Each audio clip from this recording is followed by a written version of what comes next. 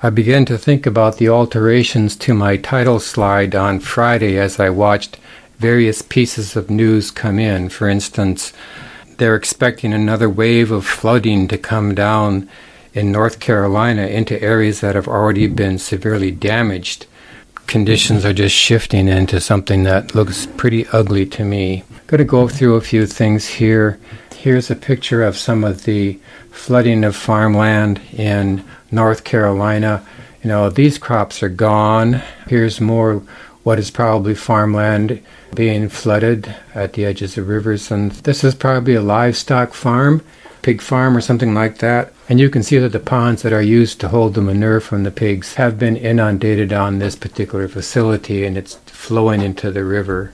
Here's another, looks like a pig farm where pigs are still just barely above water. Looks like there's a tractor in there bringing food, but I've seen stories or heard stories about any number of farms that are cut off in such a way that they cannot bring food to them. So in those cases, the animals will, of course, begin to die, and particularly when they're exposed to water.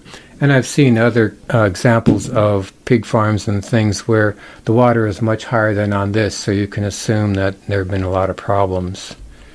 Here is a picture, apparently, of dead poultry being pulled out of the water.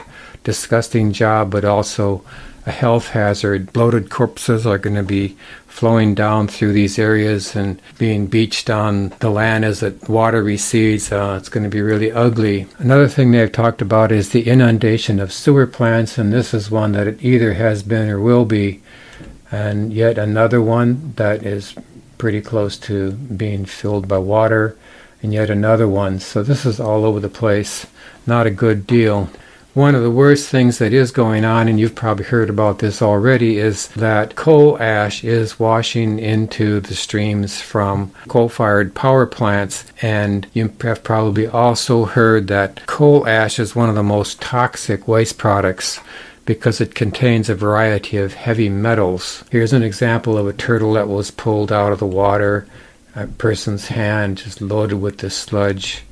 And the main point is that over a period of time, all this stuff is going to flow down the rivers and into the ocean. And then it's going to get into the Gulf Stream and move out through a broad area, probably polluting the whole Atlantic in some degree. And so I'm really thinking of this as a Fukushima-type event. Another aspect of the weather has to do with what is going to be going on during the next few days, which is rain and more rain where we don't need it. Here's an example. This is, I think, Monday, and then Tuesday, and then Wednesday. So you just see a lot of rain passing through areas that are already saturated. At the same time, you see this temperature anomaly map. There again, this is like Sunday, and then another day, and another day. I can't read the screen right offhand, but what this means is that we are getting exactly what we don't need.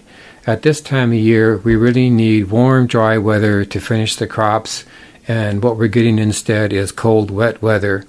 And this is going to have an effect particularly on the quality, not so much the quantity, I think, but certainly the quality of crops that are brought in, whether they're suitable for human food or animal food, whether they'll have good germination rates in the spring, whether their protein content will be adequate, and various things like that. So this is basically not a good situation, and that's why I'm calling this above red alert. David Devine has talked about this in his recent video. In the Philippines, in the province of Negros Occidental, the money cost of crop losses has reached 4.8 million Philippine pesos. So it keeps damage going up and up and up. And if you look at this article, you'll see another picture of a rice field. Rice starts out life in water, but then once it gets to a certain point, they drain the water from the paddies, and the rice continues on like other grasses until it dries out and is harvested. So here again, another place where the wrong things are happening.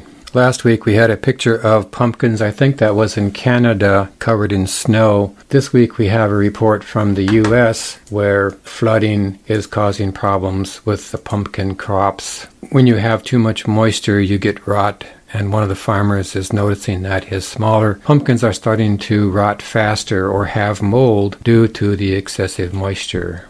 In Norway, Norwegian farmers are expected to claim more than 159 million US dollars, equivalent as a compensation for drought damages. And the article ends by saying that the total loss for agriculture is much higher than previously thought.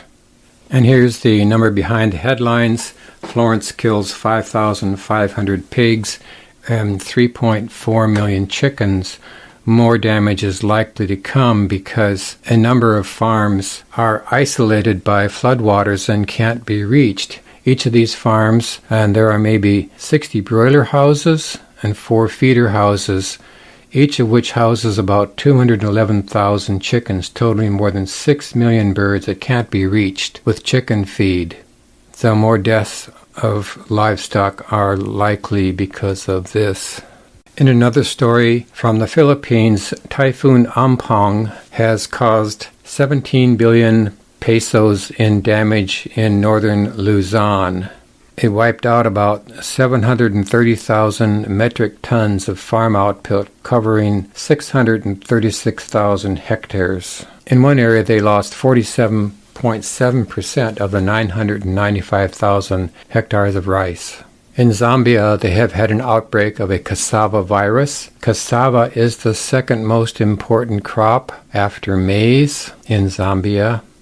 While in Australia, widespread and severe frosts centered in the Great Southern region have slashed at least 1 million tons from the state's expected winter crop. They had thought that the barley crop would reach 4 million tons, but it could drop as low as 3 million tons as a result of the weekend frost. They had hoped to get 10 million tons of wheat, and they're down 1 million. Canola crops were expected to be hard hit by the frost, and it could take half the yield off some crops. Before the frost, we were talking about a canola crop as being the lowest in 5 years, but now it could be the lowest in 10. In North Carolina, the sweet potato harvest was halted because of the hurricane. They don't know what the damage is going to be. The closure of Interstate 95 is making it hard for people to move around. They're waiting to take a look at the fields to see what's going on, but here again, too much water leads to rot. Contaminated water leads to an unusable, unsafe product. And I would expect that, if you have contaminated crops this year, as that runs off and dries out, the contamination will remain behind, making some of this land useless for some periods of time. In India, there was a large hailstorm in North Kashmir. One town suffered a 35% damage to fruit and paddy crops. And there's a whole bunch of areas that were affected by this. So from Turkey, the Hassa district of Hatay, a city located in the southern border area of Turkey, which is well known for grape production, mildew disease due to heavy and irregular rains in recent months has disappointed the growers and resulted in significant losses in production. The expected annual production was around 100,000 tons, but due to the disease problem, the actual production was only 50,000 tons. And also, I think when you have this kind of problem, you have a quality problem. So in terms of table grapes or wine grapes, everything suffers.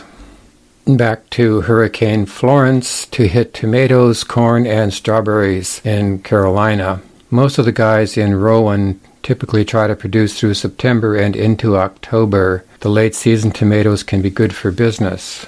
See, they talk about you don't want the field to flood and distort the beds. It puts planting behind. And they're also talking about, there's somebody who was talking about having 50 tons of grapes on the vine and hoping not to lose them. As if the water and the lack of water wasn't enough, grasshoppers have invaded Madhya Pradesh province, and more than 50,000 farmers have been affected by this.